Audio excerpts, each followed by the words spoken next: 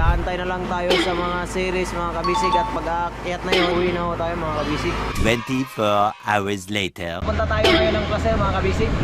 Doon tayo magbibinta ng isda. Malapit na tayo mga kabisig. Muntikan na ho tayo mga kabisig at sa sobrang lakas ng alon ay nabalian mo tayo ng palo mga kabisig. Oh no! Oh no! Ano natin palo? Let's go! Fishing adventure ba ang hanap nyo? Dito lang makikita ang tunay na buhay ng ating kababayang Pilipino sa gitnang Pasipiko. Tutok lang po kay Kabisig, tutok lang po kay Kabisig. Romsel TV, let's go!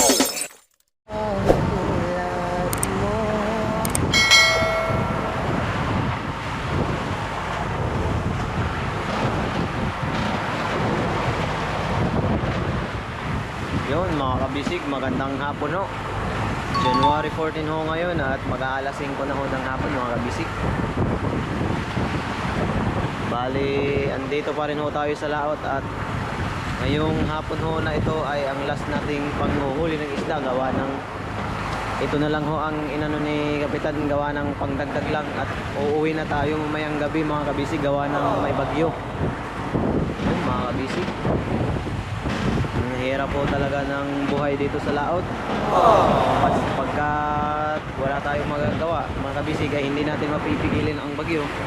Ang natin na lang ay ang mangisda na lang ng mangisda at pag hindi na kaya ay uuwi talaga mga kabisig. Yan, ulan na naman mga kabisig. Silong muna tayo. Yun mga kabisig, mag-aantay na lang tayo sa mga series mga kabisig at pag-aakyat na yon, magtitimbang, uuwi na ho tayo mga kabisig.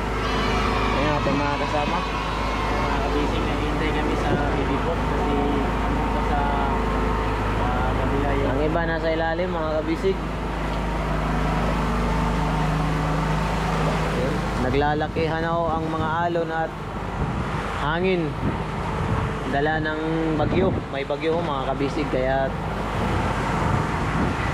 hindi ho tayo makapalakad-lakad dun sa unahan at baka tayo ay matumba. Nako, delikado, baka maano tayo nang wala sa oras, kaya maghihintay na lang tayo na balik ang mga service boat at magtitimbang ho tayo. Pagkatapos ng magtimbang ay hinay-hinay na tayong pauwi. Yun.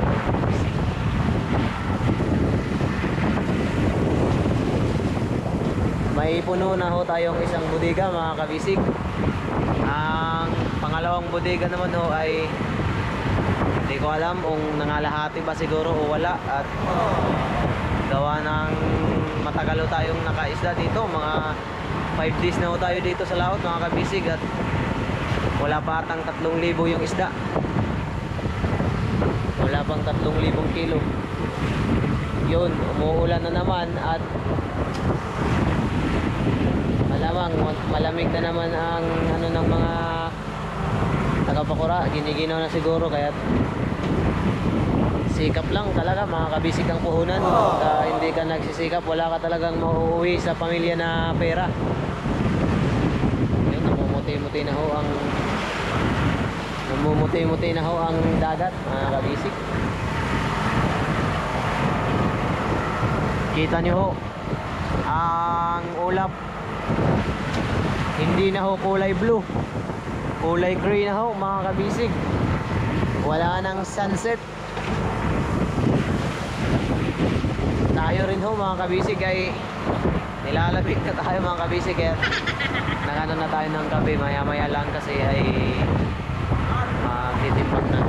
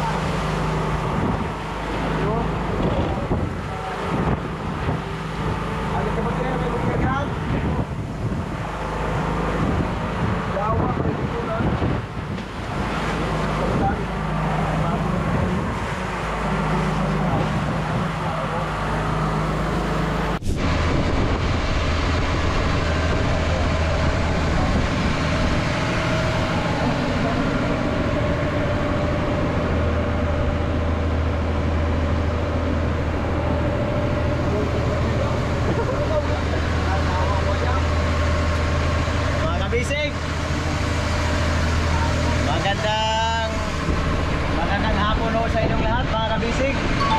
Hindi na ho tayo kagabi nakapag-video gawa ng malakas ho ang hangin at ulan at naglalakihang mga alon mga kabisig, kaya tayo ay sumilong na lang ho. At ngayon lang tayo nakapag-open ng camera gawa ng maulan ho talaga at mahangin. Medyo makulimlim pa ho dito sa ano, mga kabisig ho. Gawa ho ng bagyo at salamat ho at nakauwi tayo mga kabisig ng ligtas, at kahit may kunting ano ay nakauwi tayo ng safe tayong lahat mga kabisig. Maraming salamat sa ating Panginoon at nakauwi tayo ng safety. Bali papunta tayo ngayon ng Placer mga kabisig. Doon tayo magbibinta ng isda. Ayan, malapit na tayo mga kabisig. May mga naunang bangka na ho dito mga kabisig at umuwi na yan sila nung unang araw pa ata mga kabisig, gawa ng may LPE. Yan natin mga kasama mga kabisig.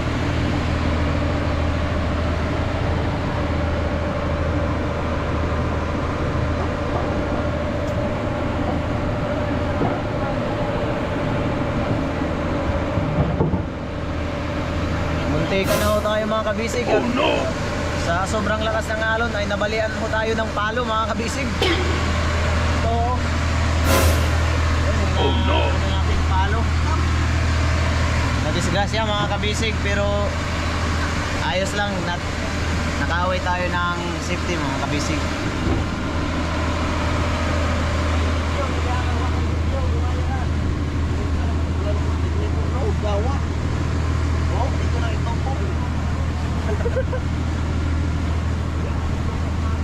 Yun, makulimlim pa ho at umaambon pa rin mga kabisig, pero malayo na tayo sa ano ng may bagyo.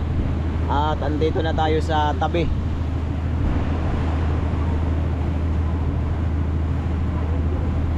Yun mga kabisig. Pero dito sa bandang hulihan ay maalon pa rin. Ito yung palo natin mga kabisig na nabalik yan sa taas.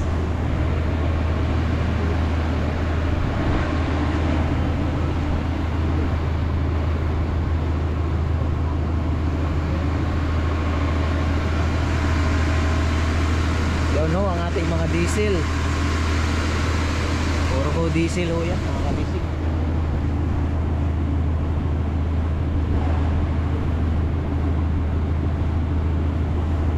Hindi ho tayo muna pupunta dun sa may unahan at nananakbo ho ang bangka. At medyo madulas ho kasi yung tsinelas natin ay pang ano lang, pang display na tsinelas. Stop.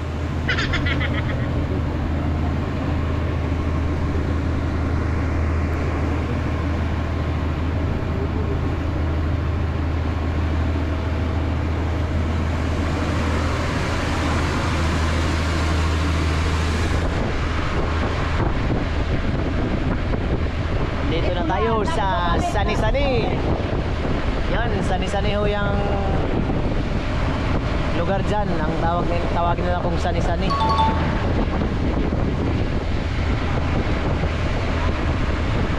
Sa maganda naman ho ang takbo ng ating bangka at matibay naman ho talaga siya. Ang bumigay lang ang palo, gawa ng luma na ho talaga. Ang palo ho natin ay nung maliit pa ho yung bangka natin at hindi napalitan kaya bumigay. Yan yung nabali. At nilagyan na lang natin ng grease.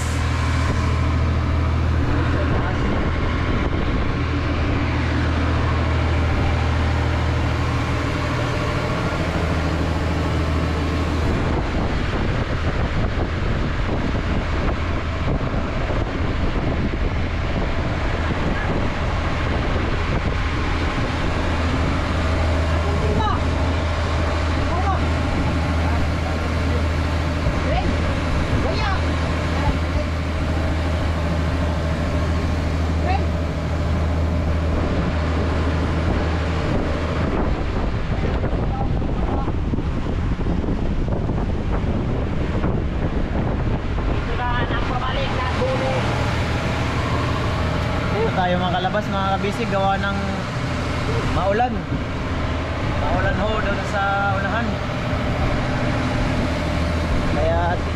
Tamang tambay lang tayo dito sa labas mga kabisig. At maghihintay lang tayo ng pagpila ng ulan.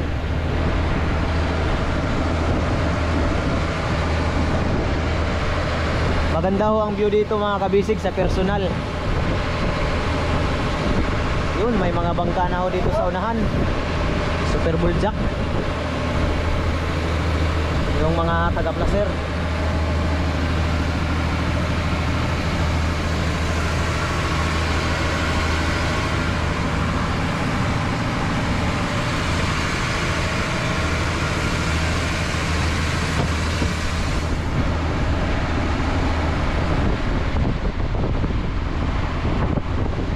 Marami hong banderitas dito sa itaas mga kabisig. Yung mga napasa sa laot. Pwede pa hong isang pakora dyan oh. Pwede pala 10. Pwede pala 10 ang karga nating mga pakora mga kabisig. Apat na may palangoy, isang bote-bote. Bale 5-5. Kaliwat kanan tigli 5.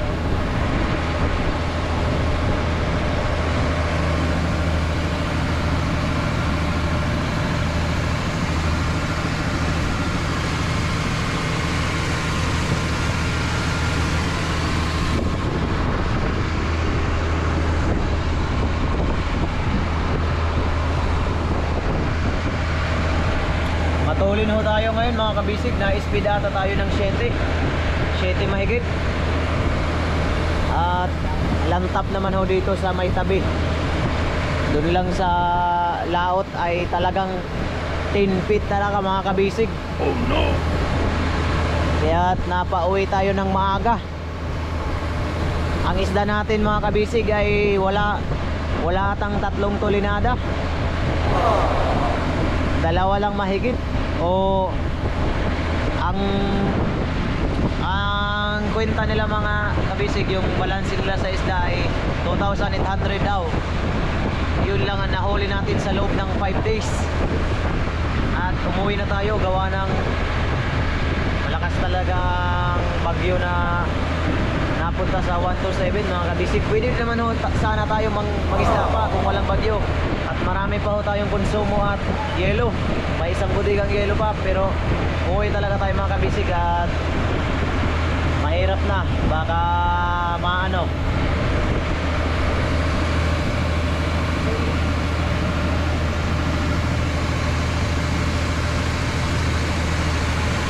Ay, yung siyan pala to mga kabisig na bangka, taga-placer. Ano?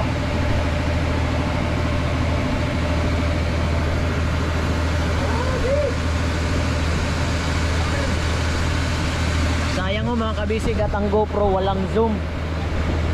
Hindi nyo makikita yung bangka mga kabisig kasi malayo. Hindi naman sa yung kalayuan talaga mga kabisig, pero ang ano kasi natin sa GoPro naka ultra wide siya. Kaya kahit malapit lang parang malayo. Yan o, malapit lang yan mga kabisig pero para siyang malayo. Gawa ng naka ultra wide siya mga kabisig at meron ding super wide. Ang gamit natin ay ultra wide lang. Kaya kuha lahat. Talagang wide talaga ang kuha niya. Yun ang kagandahan sa ating GoPro mga kabisig.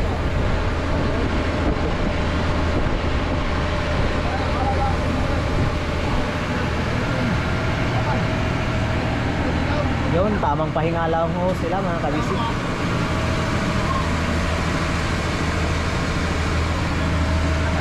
Update ko na lang ho kayo mamaya mga kabisig pag pinta na kami ng isda at tayo muna ay idlip at wala ho tayong tulog mga kabisig gawa ng nagbanabela tayo mga kabisig. Yun.